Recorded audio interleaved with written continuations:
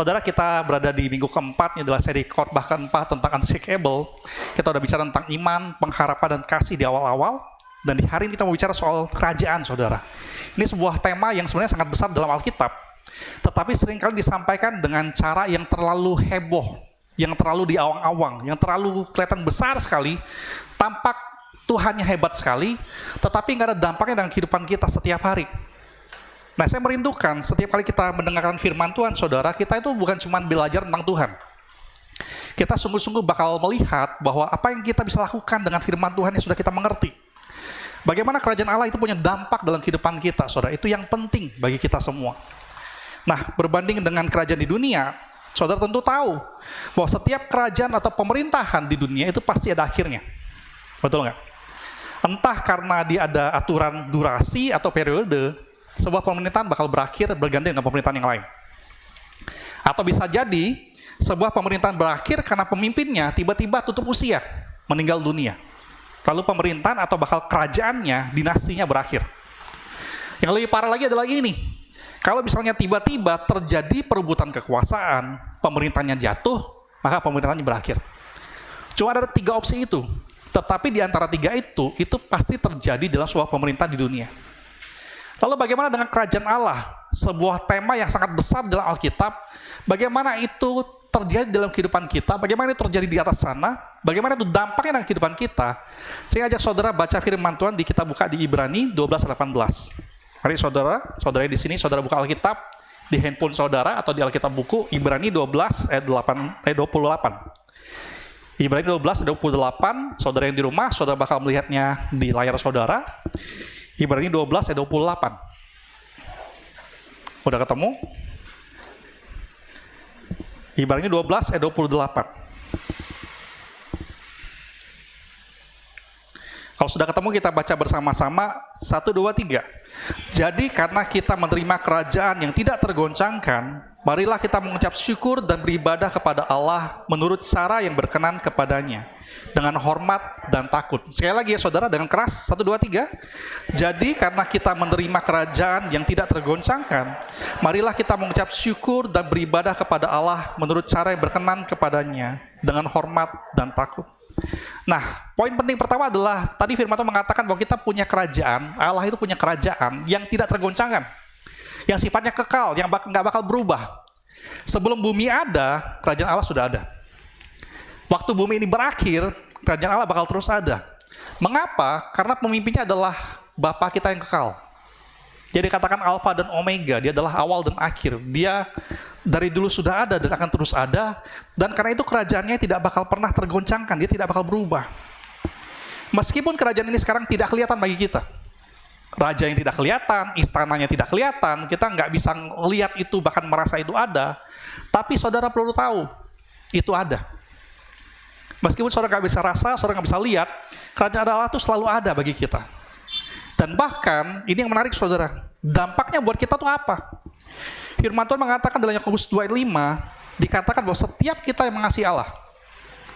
Kalau saudara mengasihi Allah, saudara adalah orang-orang cinta kepada Tuhan, dan itu akibatnya, itu sebabnya saudara datang sini. Saudara perlu tahu satu rahasia, satu kebenaran. Yaitu setiap kita yang mengasihi Allah, itu dikatakan sebagai ahli waris kerajaan Allah. Ngomong dulu kanan kiri saudara, ngomong, kamu ahli waris. Kamu ahli waris dari kerajaan Allah. Dan apa itu artinya saudara? Apa itu artinya? Artinya kita perlu belajar, yang pertama adalah kita perlu belajar menerima kerajaan Allah itu. Karena warisan ternyata saudara, itu bisa ditolak oleh ahli waris. Enggak wajib, pasti diterima. Seorang ahli waris itu bisa terima atau bisa tolak warisan yang diberikan kepada dia. Firman Tuhan mengatakan bahkan, ini saudara perlu tahu, saudara punya juga ahli waris yang lain. Kalau sorga memberikan pada saudara ahli waris kerajaan sorga, nenek moyang kita di dunia juga mewariskan kepada kita sesuatu. Yaitu mewariskan kepada kita cara hidup yang sia-sia, yang merusak, yang menghancurkan hidup kita. Sekarang kalau saudara disuruh pilih, saudara mau pilih yang mana? Saudara mau pilih ahli waris kerajaan sorga, atau saudara mau pilih ahli waris dari kehidupan yang rusak? Saudara mau pilih yang mana? Ayo jawab saya dong, mau pilih yang mana? Kerajaan sorga atau hidup yang rusak? Kerajaan sorga atau hidup yang rusak? Kerajaan sorga, betul kan? Saya tentu berpikir bahwa setiap kita yang hadir di sini, kita bakal mau menerima kerajaan sorga, karena kita mencintai Tuhan, kita mau terima kerajaan Allah. Tetapi seringkali saudara, kata-kata menerima ini, itu diajarkan dengan cara yang salah. Menerima itu artinya adalah saudara menerima dengan pikiran. Saudara menjadi bagian dari kerajaan Allah. Saudara memutuskan bergabung dengan kerajaan Allah. Dan waktu kita berpikir tentang menerima kerajaan Allah, seringkali diajarkan secara salah, atau orang Kristen sendiri yang berpikir tentang cara yang salah. Penyebabnya juga mungkin karena ada lagu sekolah minggu yang dulu diajarkan kepada kita begini. Saudara yang masih ingat nggak? Aku anak raja, engkau anak raja, kita semua anak raja. Betul kan, ada lagu begitu kan? Saudara masih ingat nggak? Aku anak raja, engkau anak raja, kita semua anak raja. Lalu diakhiri dengan haleluya, puji Tuhan. Seringkali waktu itu kita pahami, kita bisa memahaminya dengan cara yang salah. Akibatnya, meskipun lagu itu benar secara Alkitab, meskipun lagu itu terinspirasi dengan benar oleh Alkitab, tetapi pemahamannya jadi keliru. Ada orang Kristen mengajar begini, kita tuh anak raja loh. Kalau Tuhan bisa perintahkan berkat, kita juga bisa perintahkan berkat. Kita anak raja loh. Kalau rajanya bisa merintah-perintah, kita juga bisa. Kalau badai itu tunduk kepada raja, dia juga tunduk kepada kita. Kalau sakit penyakit itu tunduk kepada raja, juga tunduk kepada kita. Kita bisa usir dia pergi. Gak usah pakai masker, gak usah divaksin, cukup berdoa saja. Saudara bakal selamat dari virus corona. Betul nggak pengertiannya demikian? Itu pemahaman yang keliru. Mengapa saudara? Karena kita perlu tahu dulu soal apa sih itu kerajaan Allah. Roma 14 ayat 17, kita baca sama-sama. 1, 2, 3.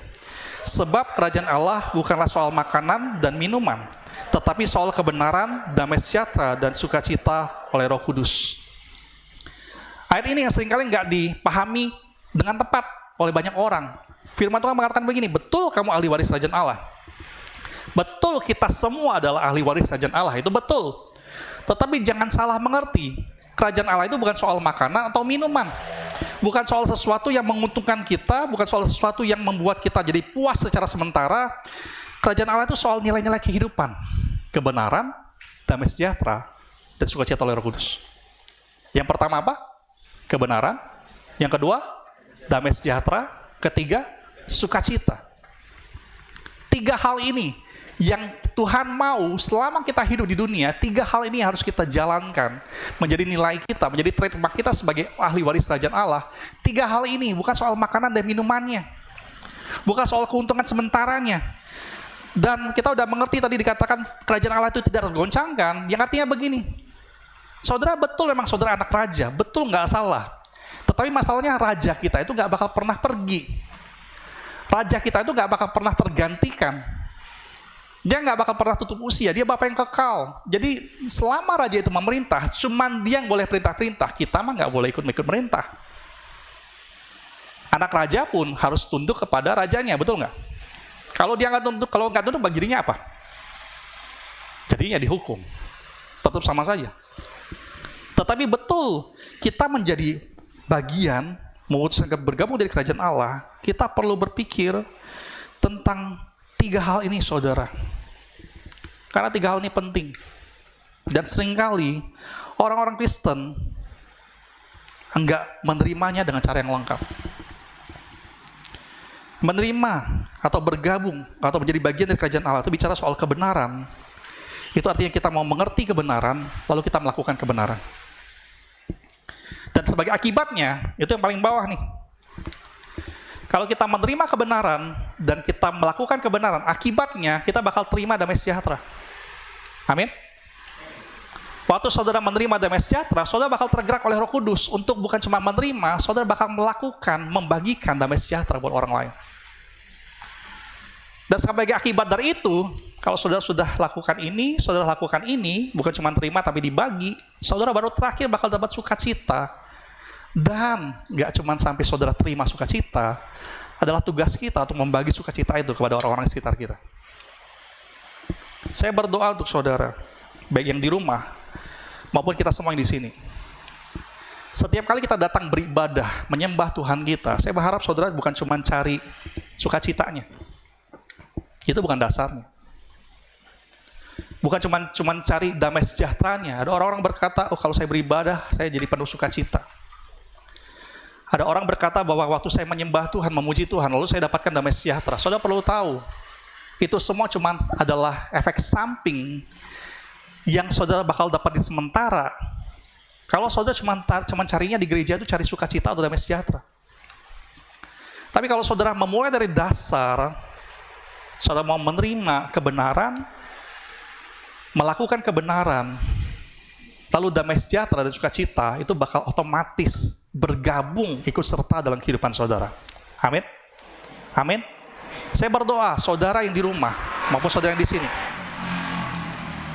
saudara nggak cuma datang ke gereja untuk dihibur, untuk mencari khotbah-khotbah yang menarik atau pujian yang heboh, tapi saudara datang untuk mau menerima kebenaran dan memutuskan menjadi bagian dari kebenaran. Lalu sisanya, damai sejahtera dan sukacita, itu bakal otomatis ikut serta dalam kehidupan saudara. Itu hal pertama soal, saudara perlu tahu, bicara soal kerajaan Allah, saudara perlu terima kerajaan Allah. Dan respon alami daripada itu adalah, saudara bakal mengucap syukur dan beribadah. Mengucap syukur itu bukan cuma sekedar bilang thank you Jesus, bilang terima kasih Yesus. Itu bicara bahwa setiap kali saudara menyembah Tuhan, saudara bakal melakukannya dengan hati yang penuh.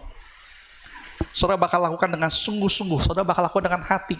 Saya berharap saudara tadi di rumah, maupun saudara tadi di tempat ini, saudara tidak sedang karaoke rohani tadi, lihat lirik lagu, lalu saudara nyanyi tanpa mikir lagi.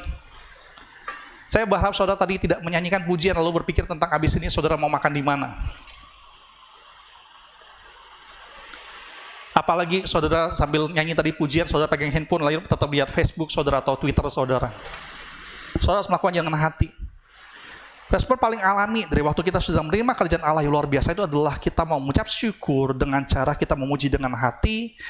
Dan di dalam Alkitab itu bicara soal korban syukur atau persembahan syukur. Ini yang menarik saudara, saya baru sekitar tahun lalu, mungkin di awal-awal tahun lalu, ada orang yang ngomong sama saya begini, saya bersyukur sekali sama Tuhan, saya dapetin berkat banyak sekali, saya mau undang-undang teman-teman semua makan-makan. Itu bagus nggak saudara? Bagus nggak? Oh saya ulang tahun nih, saya mengucap syukur sama Tuhan, saya mau undang semuanya makan. Bagus nggak? Bagus, itu nggak salah kok, bagus. Tapi seringkali saya buat orang nih mikir, selama ini kamu lagi susah, kamu lagi stres, kamu cari Tuhan loh. Tapi waktu kamu lagi happy, yang dicari siapa? Kawan-kawan, teman-teman. Bagus nggak? Bagus, saya bilang. Berbagi sukacita. Itu tadi bagian kita dong. Kita terima sukacita, kita bagikan sukacita.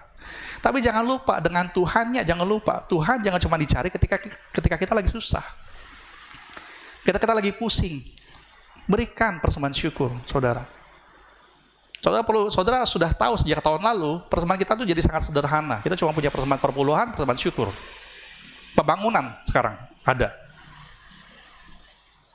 Mari, waktu saudara mengucap syukur, saudara bakal bukan cuma memuji Tuhan dengan hati sambil nangis-nangis bahkan, tapi saudara bakal ingat Tuhan di saat saudara happy. Kapanpun saudara bersyukur, saudara ingat Tuhan, memberikan persembahan syukur. Saya bersyukur di antara jemaat kita ada banyak yang melakukannya. Yang jualan lebih ramai dikit, kasih persembahan syukur. Yang melihat anaknya punya prestasi, lalu berikan persembahan syukur. Saya bersyukur, saudara perlu tahu itu dilakukan oleh banyak kita. Dan mungkin tidak semua kita sudah mengerti itu. Lalu berikutnya adalah, respon alami kita adalah waktu kita sudah mengucap syukur, kita bakal beribadah. Tetapi beribadahnya, dikatakan, tadi firman berkata beribadah dengan cara yang berkenan. Seringkali kita beribadah itu dengan cara yang sembarangan, saudara. Tapi firman Tuhan tadi mengajar kepada kita bahwa kita harus melakukannya dengan cara hormat yang pertama. Hormat itu berarti bicara tentang kagum, dengan kerendahan hati, menghargai, dan menghormati, memang betul. Saya ingat tahun lalu, ada yang tanya sama saya begini, boleh nggak sih ke ibadah pakai sendal? Boleh nggak? Boleh nggak saudara? Saya jawab boleh, nggak masalah. Selama sendal itu adalah yang terbaik yang saudara punya, Pakai saja sendal. Itu yang terbaik yang saudara punya, saudara bawa kepada Tuhan, gak masalah. Tapi kalau saudara punya sepatu yang lebih bagus, jangan dong sendal yang sama saudara pergi ke pasar, saudara bawa juga ke rumah Tuhan. Tapi kalau cuma betul-betul itu yang saudara punya, gak masalah. Tuhan gak keberatan. Karena itu yang terbaik yang saudara punya. Gak masalah. Boleh nggak? Ini bagi yang cewek, cowok nggak? Ke gereja pakai perhiasan banyak-banyak. Zaman sekarang banyak juga sih cowok pakai kalung sampai berlapis-lapis ke gereja. Boleh nggak? Boleh nggak? Boleh. Kalau saudara pikir cuma sekedar saudara itu nggak pernah punya pikiran ke gereja untuk mau pameran saudara punya perhiasan. Tapi kalau saudara mikir, supaya semua orang tahu di dunia ini saya punya perhiasan yang banyak, maka saudara sudah gagal untuk beribadah dengan kerendahan hati kepada Allah. Saudara nggak mau hormati Tuhan. Saya kira ini saudara, karena saya pernah khotbah di tempat lain, lalu penyambutnya tiap kali nyambut orang, dia sibuk liatin kalungnya dia ngangkat. Lalu nggak ada yang sadar, akhirnya dia marah. Kalian tahu nggak sih, ini kalung aku ini baru loh, mahal loh. Saya dalam hati mikir, ini penyambut ini stres atau gimana ya? Saudara perlu tahu. Termasuk juga kita yang beribadah di rumah. Nah, ada satu cerita yang saya mau bagikan pada saudara. Kita 2 minggu yang lalu itu baru terima kabar duka cita. Ketua sinode kita itu meninggal. Kita udah share itu, saudara. Dan ada satu teladan yang bagus yang kita bisa teladani, saudara. Ketua sinode kita itu namanya Gus E. Chandra. Bapak Gus E. Chandra. Dan dia lakukan ini, saudara. Waktu ibadah online pun di rumah, kan sudah setahun nih kita ibadah online kan. Dia bakal tetap ibadah dengan pakaian yang rapi, bahkan dia pakai batik setiap minggu, lalu beribadah dengan hormat kepada Tuhan. Lalu bagaimana dengan kita? Tahun lalu kita masih di rumah, saudara sekarang lagi di rumah. Saudara sudah sempat cuci muka bun, baru beribadah. Pakai baju yang layak enggak? Atau jangan-jangan saudara lagi beribadah di rumah, lagi angkat kaki satu sampai makan pisang goreng, lalu ikut ibadah juga.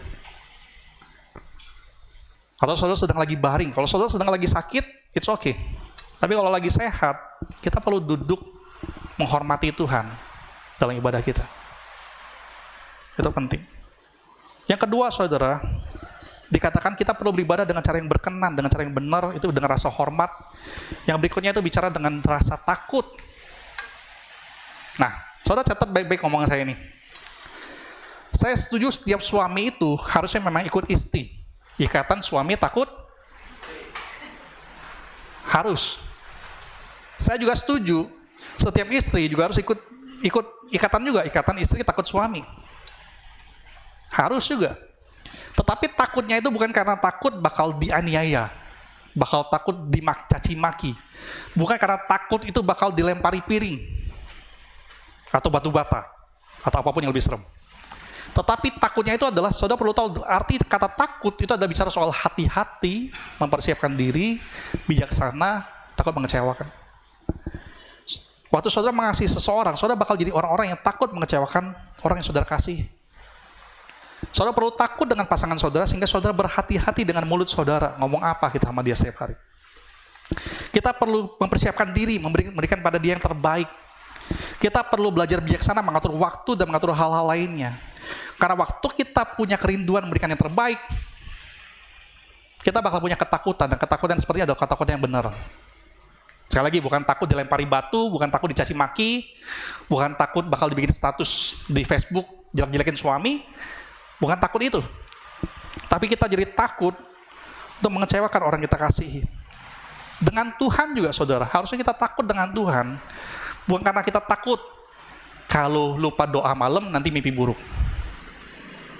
Kita bukan takut kalau nggak beri perpuluhan nanti gaji aku nanti nggak selamat bulan ini, nggak tahu hilang kemana semua. Kita bukan takut kalau nggak beribadah nanti seminggu ini toko sepi. Kita bukan takut yang seperti itu. Kita takut mengecewakan Tuhan kita. Karena itu kita mempersiapkan diri, kita berhati-hati, kita berlaku bijaksana.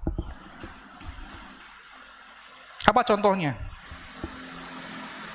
Paling sederhana, ya kita nggak terlambat datang ibadah. Itu udah paling sederhana deh, saudara. Sekali-sekali itu manusiawi. Mungkin ada masa ini mana saudara tiba-tiba pecah ban, terlambat, oke. Atau saudara hari itu tiba-tiba perutnya sakit, terlambat, oke. Tapi saudara perlu catat, kalau selama 50 minggu setahun, saudara 49 kali terlambat, itu namanya bukan nggak sengaja, itu namanya sengaja. Setuju? Setuju? Tapi kalau dalam 50 kali setahun ibadah, saudara telatnya sekali-sekali, ya it's okay, manusiawi. Tapi setelah kita salah, kita perbaiki, kita jangan terlambat lagi. Dengan cara itu kita punya rasa takut akan Tuhan, kita menghormati Tuhan. Kita melakukannya dengan cara kita fokus menyembah. Lagi dengar khotbah, catat di handphone, itu bagus. Tapi jangan malah sibuk lihat yang lain. Dulu pernah malah di sini, lagi khotbah ada yang potong kuku, bunyi, tak, tak, tak. Oh, udah katanya waktu lain untuk potong kuku. Jangan juga ya di rumah nih, lagi di rumah, lagi potong kuku sambil ikut ibadah. Ya. Kita fokus menyembah. Itu cara kita menghormati Tuhan, menghargai Tuhan, mengasihi Tuhan, punya rasa takut akan Tuhan.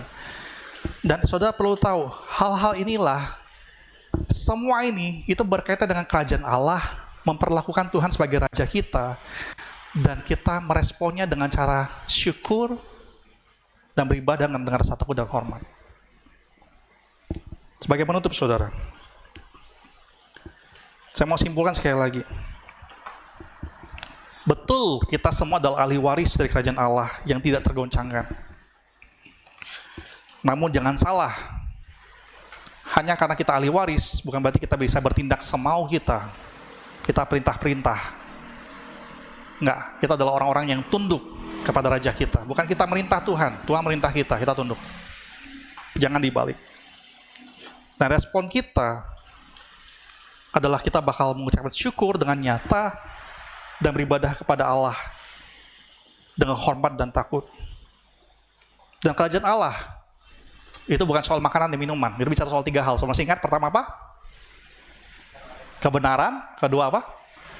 Damai sejahtera. Ketiga, sukacita. 3 hal ini, saudara, adalah nilai kita, trademark kita. Kita bawa kemanapun kita pergi, melakukan kebenaran, melakukan damai sejahtera, membagi sukacita.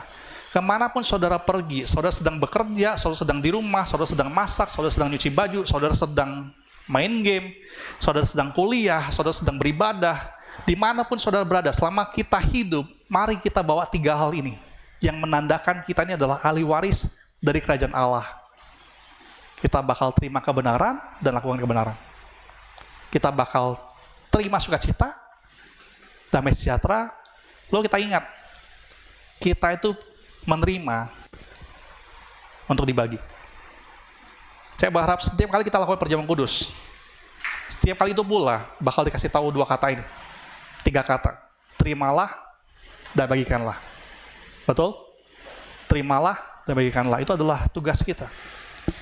Itu adalah nilai kita. Mari, kebenaran, damai sejahtera, sukacita, kita terima dan kita bagikan. Kemanapun kita pergi. Saudara sedang sendiri ataupun sedang banyak orang, mari, 3 hal ini tidak pernah boleh lepas dari kehidupan kita. Mari kita berdoa.